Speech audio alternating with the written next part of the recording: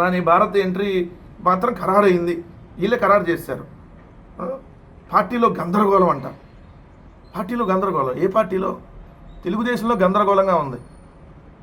నారా లోకేష్ వచ్చిన తర్వాత తెలుగుదేశంలో గందరగోళంగా ఉంది. ఏ రోజు తెలుగుదేశం పుట్టి మునిగిద్దో అర్థం కాకుండా ఉన్నారు. సీనియర్లు అందరూ చచ్చిపోతున్నారు. ఎందుకు ఈ నారా లోకేష్ వచ్చినా భ్రష్టు పట్టిపోతుంది తెలుగుదేశం పార్టీ అని చెప్పి 99 పైసలకు భూములు అమ్మిచ్చేసి మొత్తం దోచుకొని మెడికల్ కాలేజీలు ప్రైవేట్ పార్టీలో సీనియర్లకు విలువ లేదని చెప్పి మీ తెలుగుదేశంలో కల్లకల్లోలంగా ఉంది. అదోసారి రాయి వార్త. మా పార్టీ బాగానే ఉంది, బ్రహ్మాండంగా ఉంది.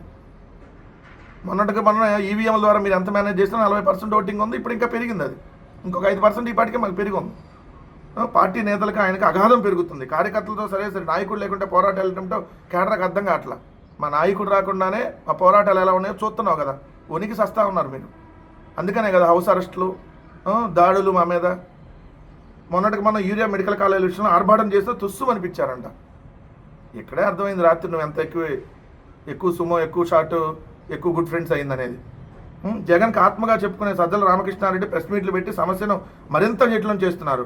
పార్టీలో ఉన్న అసంతృప్తిని సర్దుమనచడానికి జగన్ నుంచి ఎలాంటి ప్రయత్నాలు జరగట్లేదని జగన్ సత్యం. జగన్ గారికి ఆత్మని ఎప్పుడూ సజ్జల రామకృష్ణారెడ్డి గారు చెప్పుకోవాలి. జగన్మోహన్ రెడ్డి గారికి నమ్మిన బంటు ఆయన. ఎప్పుడు నేను ఆత్మని చెప్పుకోవాలి ఈరోజు. సో ఆయన మా పార్టీకి నిరంతరం 24 గంటలు పనిచేసేటటువంటి వ్యక్తి. 175 నియోజకవర్గాన్ని కోఆర్డినేట్ చేసుకునేటటువంటి స్టేట్ కోఆర్డినేటర్గా ఆయన పడేటటువంటి కష్టం మీకు తెలియదు. ఊరకు బురద జల్లడానికి చేస్తారు. ఏ సమస్య వచ్చినా పరిష్కరించేది ఆయన అక్కడ. సో ఆయన మీద తప్పుడు వార్తలు రోజు రాయటం మీకు అలవాటే.